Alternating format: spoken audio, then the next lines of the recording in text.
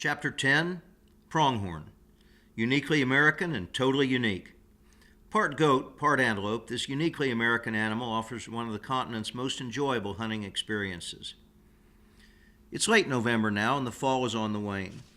A couple of late-season whitetail tags remain, but the season is pretty much over. It's been a good year overall. Some good winter predator calling, a fine spring bear hunt. The summer doldrums were broken by an African hunt, and the fall schedule was a nice mix of country and game. Lord knows I can't complain. And yet something was missing. Interestingly, 1995 has been one of the very few years in the last 30 that I didn't hunt pronghorn antelope. Still one of my favorite animals and most enjoyable hunts. Part of it is the fact that the pronghorn was my very first big game animal. Most of us, I suspect, started with deer.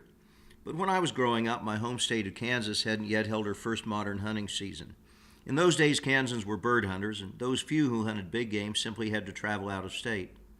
A friend of Dad's, Jack Pohl of Bishop's Gunstocks in Warsaw, Missouri, hunted pronghorns in Wyoming every fall. Dad was a keen bird hunter and one of the finest wing shots I ever knew, but he never hunted big game. Pohl had taken both of us under his wing, teaching us about rifles and teaching me how to hand load. Our final exam was to be a pronghorn hunt in Wyoming. Just days before the long-awaited trip, Jack fell off his horse and broke his ankle badly. His son Henry stood in, and together we drove up to Gillette, with no place to hunt and no idea where to start looking. Dad stopped in the Gillette Chamber of Commerce. They recommended a full gas tank and some sandwiches and suggested making a long circle through our hunting unit, stopping at every ranch until we found someone who'd give us access.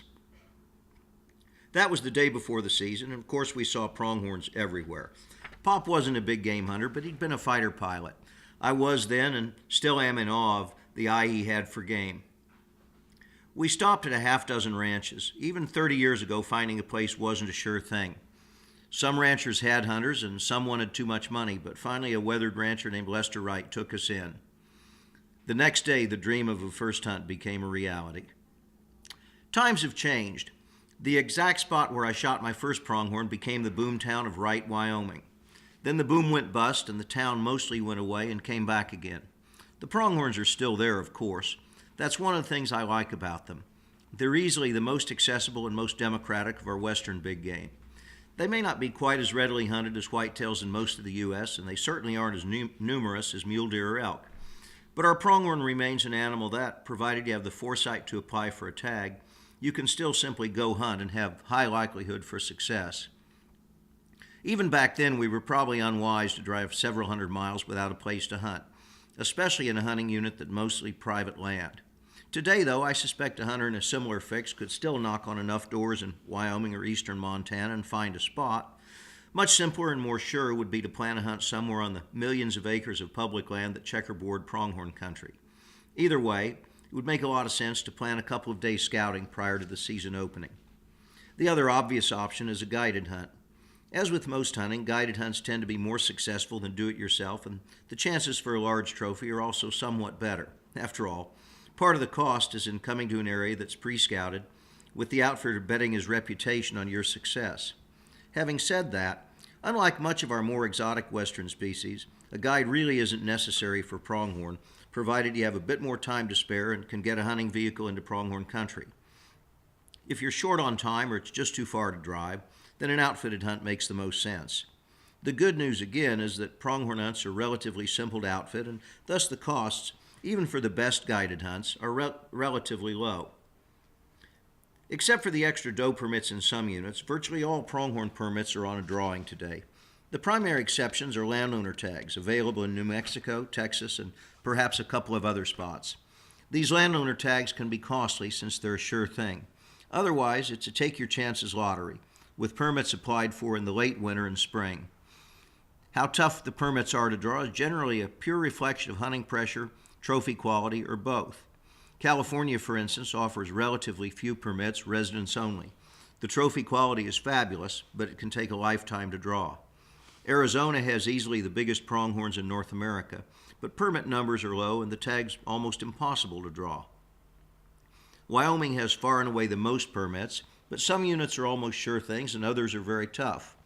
The Red Desert region, for instance, is known as a great trophy-producing area, but permits are very hard to come by. Off on the east side, where I've done most of my hunting over the years, the country is mostly public land and the trophy quality is thought to be average. Drawing is usually easy. The most overlooked pronghorn country is probably eastern Montana. There are loads of pronghorns and trophy quality is surprisingly good, but hunting pressure is low and chances for drawing very, very good. Colorado has limited numbers of pronghorns, but hunter interest seems fairly low and the tags aren't that hard to come by. Colorado also offers preference points, which makes drawing a tag eventually a sure thing. Given a tag and a few days to hunt, a pronghorn hunt should be successful unless you're inordinately picky. I rarely am with pronghorns simply because I love to eat them as much as I like to hunt them. All my life I've had friends turn up their noses at pronghorns. Much as I hate to admit it, I have to concede that those first pronghorns Dad, Henry Pohl, and I shot were darn near inedible. I don't know exactly why, but I have some theories. Since I learned the hard way, I've skinned my pronghorns as quickly as possible, taking care to keep the hair off the meat and cooling them down as rapidly as I can. I also always bone the meat on the unproven theory that the bone marrow gives the strong taste. Handled quickly and properly, I'd rather have pronghorn than any other meat I know. No, it isn't like eating a sagebrush. The other thing about trophy hunting for pronghorns is that few areas hold surprises. If you want big pronghorns, you need to be in an area that produces them. This is true with virtually every animal, but I find it especially true with pronghorns. In most areas, the bucks are of a type. You can find one an inch or even 2 inches larger than the average if you look very hard. But in the typical pronghorn area that produces lots of 12 and 13-inch bucks, you're very unlikely to find a 17-incher. Truth is, most areas are managed too intensively to produce huge bucks, and in many areas, pronghorn longevity is limited by bad winters. For big pronghorns, you need to look to areas with mild winters and limited permits. Northern Arizona and well-managed areas in New Mexico are great bets. But perhaps surprisingly, some of the highest percentages of very large pronghorns come out of eastern Oregon, northern California, and Nevada, all tough draw areas, and West Texas. Among areas that are accessible, meaning easy to draw, eastern Montana would be my top choice. Hunting pressure is light, and the winters are generally surprisingly mild. My best ever pronghorn came from West Texas, where the herd is small, but hunting pressure is light and the winters are mild, both factors combining to allow bucks to reach their full potential. My second best pronghorn came from eastern Montana, which I consider an excellent, generally underrated area. However, one should be mindful that Wyoming has the highest number of permits, the highest number of pronghorns, and consistently produces the largest sheer number of Boone and Crockett heads. In terms of percentages, the odds aren't high, but Wyoming does produce her share of monsters. Generally speaking, after a day or so of scouting with good optics, you should know what your country has to offer. If you're lucky enough to hit pronghorn country after a series of mild winters, 2 or 3 can make a big difference, then even so-so country can produce surprises. Back in the 70s, after I got back from overseas with the Marines, Dad and I put in for pronghorn tags at Wright, Wyoming. We got there a day or so before the season and scouted around. That's the kind of country that usually produces lots of 13-inchers, but rarely better, under normal circumstances. While scouting, Dad and I saw several bucks, but what I was seeing simply didn't register like it should have. I spotted a very good buck with long prongs and horns that hooked sharply backwards, distinctive as well as nice. He was alongside a water hole about 2 in the afternoon, and I decided he'd do just fine if I could find him in the morning. Of course he was there, in some hilly country about a half-mile from his water. He and his does drifted over about 3 hills, and I drifted with them, keeping low and closing the distance. I don't think it was yet 8 a.m. when I shot him. He was as good as I'd thought, about 15.5 inches. Through the day, we saw a couple more good bucks that we couldn't get into, but toward mid-afternoon, a heavy-horned buck charged up out of a draw and insisted on filling Dad's tag. This one was actually a better buck than mine, a half-inch shorter, but much heavier all over. Both bucks measured over 80, certainly no mistakes. But with our tags filled, while we cruised around looking for prairie dog towns, we saw 2 or 3 bucks that were clearly bigger. There had been several mild winters, but I didn't appreciate the difference that made until that day. I appreciated it more the next year. A buddy of mine, Tim Jones, and I came up the following year. He's a serious trophy hunter, so I'd filled him full of tales about the huge bucks we'd seen after we filled out. All they were was tales. The passing winter had been a hard one, and the big bucks were simply gone. Plenty of pronghorns remained in their place, but all the bucks were of a type, 12 inches, maybe 13. We hunted hard for several days and never saw a buck close to 14 inches. I think the older bucks go first in the case of a hard winter or serious drought, but I also think a hard winter or very dry spring retards horn growth, just like it does on true antlered game. Those horns that shed are just one of many unique features of our Antelope americana. His Latin name describes him as an antelope goat, and indeed he has some characteristics of both types of ungulate. However, he's uniquely American and totally unique. His is a genus with just one species, and he has no close relatives anywhere in the world. He has coarse, hollow hair that provides superb insulation, hair unlike that of deer, goats, or antelope. He can hear reasonably well and probably has a decent sense of smell, but his first line of defense is his legendary eyes. Those orbs are set well apart, almost bug-eyed. Unlike many animals, you can't really move on a pronghorn when he's facing away or when his head is down feeding.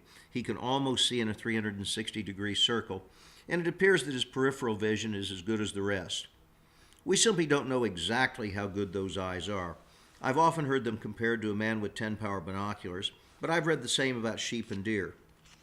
I tend to believe the pronghorn's vision is the best of all, and however good that is, suffice it to say that you simply cannot move around within sight of them and have any chance of closing within range. I said a pronghorn's eyes were his first defense. That's not really true. The eyes are the warning system, while the legs are really the defense.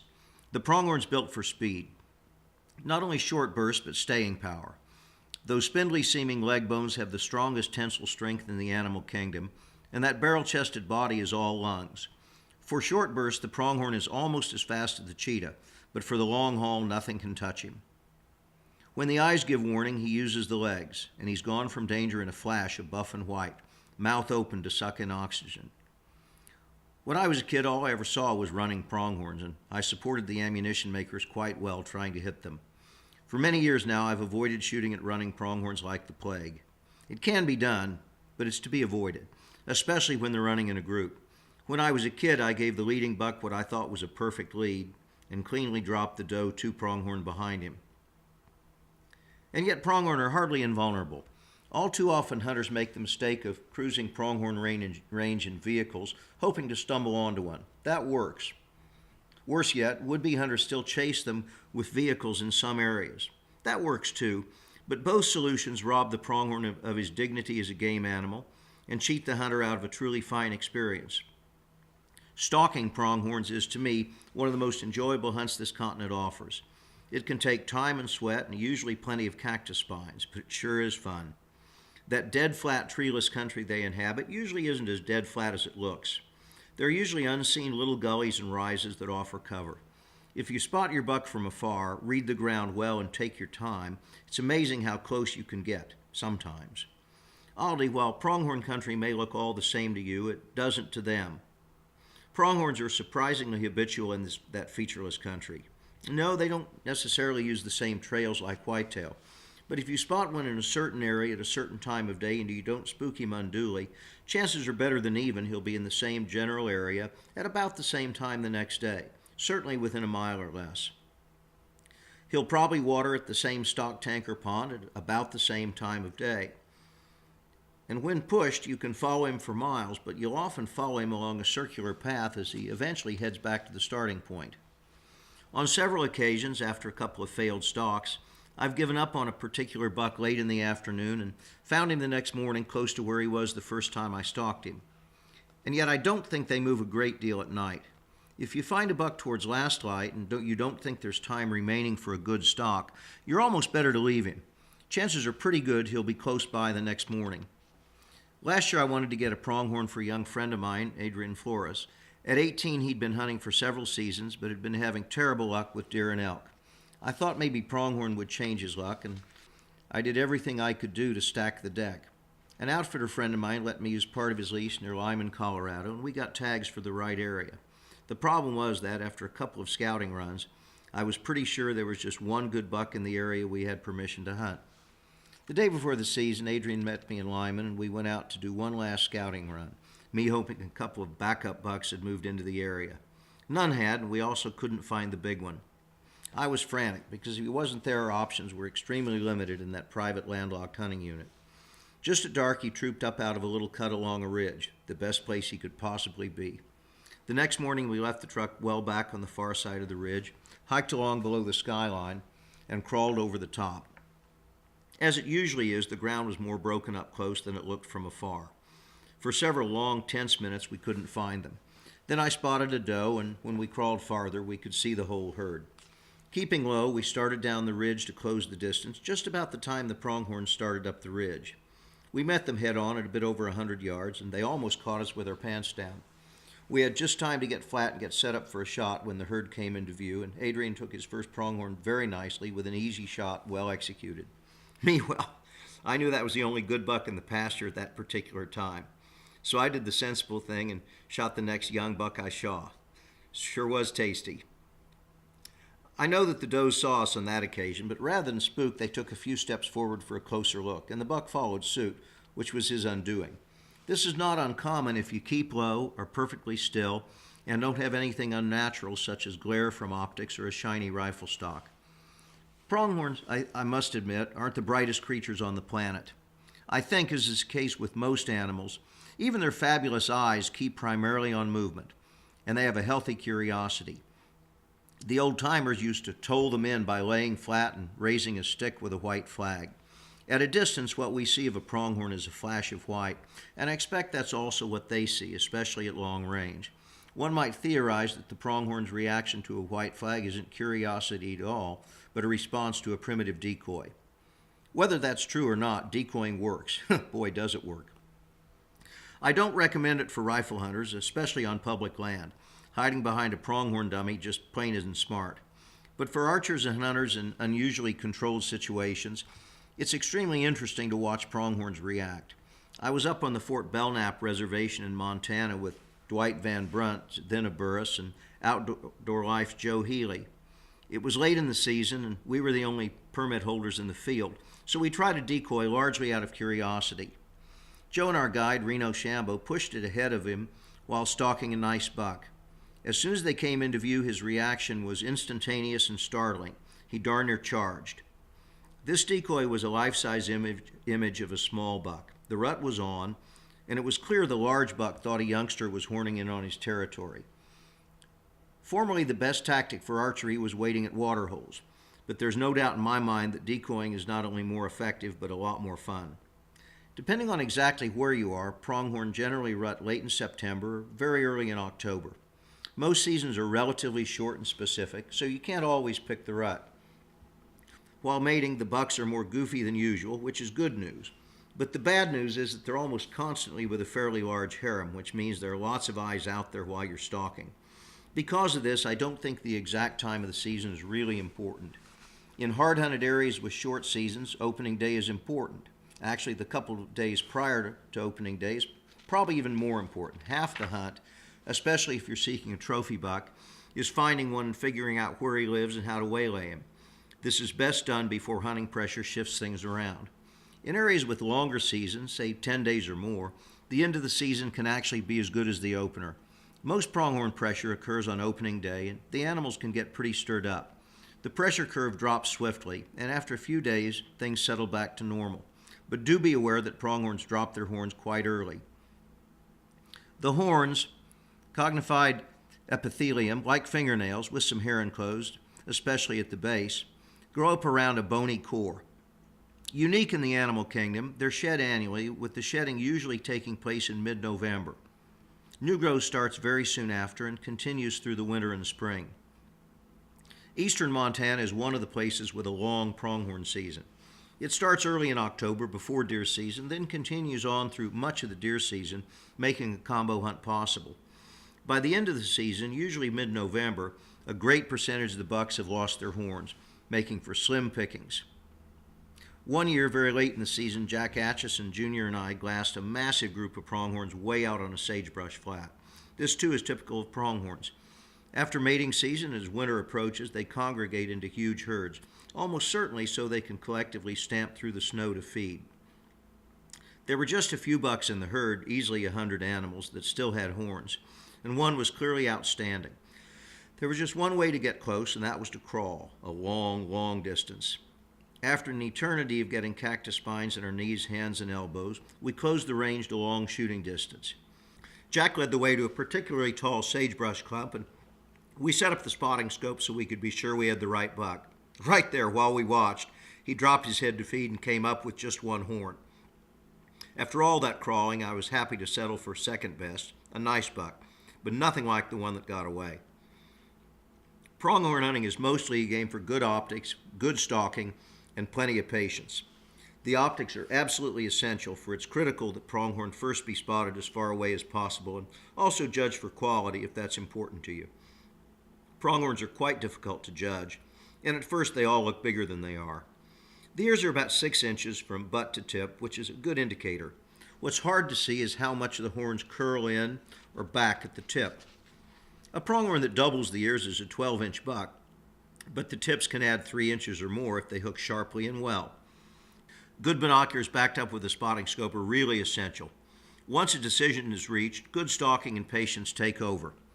In my experience, it's a myth that pronghorns must be taken at long range.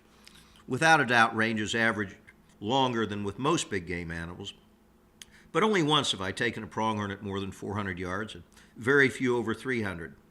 On that same Fort Belknap hunt, where you can purchase 2 tags, I decided to take my second buck with Dwight's XP100 pistol in 7mm 08. I shot it and figured I was good to about 200 yards, hoping for half that. Reno Shambo and I followed a buck into some broken ground where a plateau fell off into ravine-cut badlands. The buck decided to come up the same ridge we were coming down, and we had a meeting engagement at point-blank range. At about 30 yards, all I could see through the handgun scope was hair, but fortunately the right hair in the right spot. I expect the average shot is somewhere on the near side of 200 yards. This means ultra-long-range rigs really aren't essential. However, accuracy is important because the pronghorn presents a relatively small target. A flat-shooting rifle is important too because range is very difficult to judge in that open country. Best to have a rifle that shoots flat enough so that you can hold in the center of the chest at moderate ranges and high on the shoulder if he looks kind of small. Magnum power isn't needed, but a pronghorn's stamina shouldn't be underrated. Hit well, no problem, but hit poorly, and a pronghorn can lead you on a very long day. If you're a good and patient stalker and the country is relatively broken, a .243 or 6mm are just fine. But if you need to take shots beyond 250 yards or so, you're pushing the energy envelope. To my mind, the perfect pronghorn caliber is the .25-06 with the good old .270 Winchester, an equally sound choice. Of course, any flat-shooting deer caliber will do just fine, and there's nothing wrong with the small belted cartridges like .240, .257, .270 Weatherby, and the .264 Winchester Magnum. The windswept sagebrush hills and open prairies the pronghorn calls home are uniquely beautiful in their way, and the pronghorn is one of the most strikingly handsome animals in the world. Especially in terms of sheer enjoyment, hunting him is also one of the most underrated pastimes in the hunting world. I really missed crawling through the cactus after him this year. That's a mistake I hope I don't repeat soon. When you go on an outfitted hunt, you're betting more than just your hard-earned cash. You're betting your vacation time, your safety, and your hunting dreams. You've got to get it right. There's a lot of ways to find a good outfitter, but a simple way is to go on my website, CraigBoddington.com, and take a look at our Craig Boddington Endorsed Outfitter program. Go on the website and you hook up directly with the outfitter. It's based on 40 years of hunting experience worldwide. My program's a group of outfitters that I believe in, and they believe in me. Hey, I know a good outfitter.